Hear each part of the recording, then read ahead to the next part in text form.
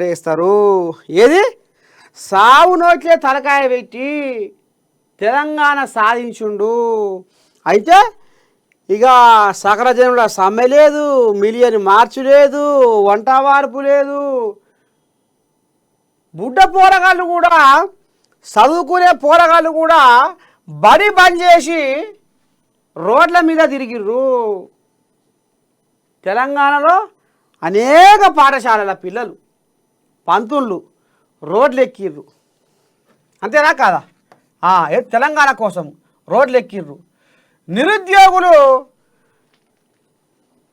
పిడికడి మీసాలు బారెడు గడ్డాలు పెంచుకొని నిరుద్యోగులు కూడా ఏం చేసిర్రయ్యా తెలంగాణ ఉద్యమంలో?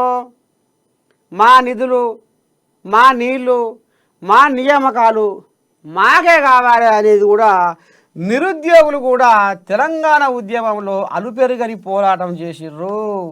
ఇక్కడ చదువు పంతుల్లో పోరగాళ్ళు, నిరుద్యోగులు, కూలీ తల్లులు కూడా ఇవాళ అమ్మో తెలంగాణ వస్తే నాకు 2 కొడుకులు, 3 కొడుకులు, 4 కొడుకులు అని గిట్ట చెప్పుకున్న వాళ్ళు ఉన్నారు.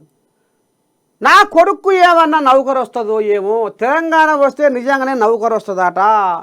మా నౌకర్లు మొత్తం ఎవరో ఎత్తుకపోతుర్రు, మా పక్కలోళ్ళు.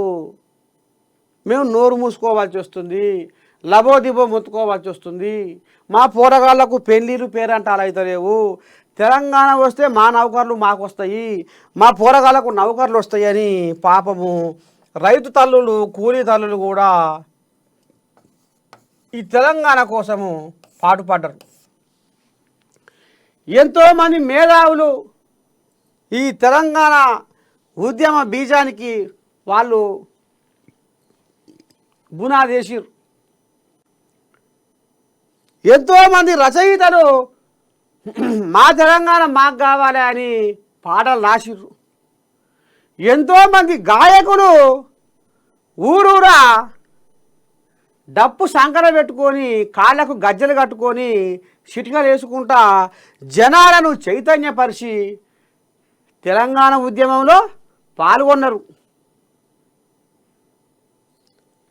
ఇక ఇట్లా చెప్పుకుంటూ పోతే సకల జనులు, తెలంగాణలో ఉన్న సకల జనులు వంట వార్పు కాంచి మొదలు పెడితే, మిలియన్ మార్చి కానీ మొదలు పెడితే రకరకాల సబ్బండ వర్గాలు, కులము లేదు, మతము లేదు, అందరూ ఐక్యతగా పోరాడిర్రు. దేనికోసం? తెలంగాణ ఉద్యమం కోసం. అంతేనా?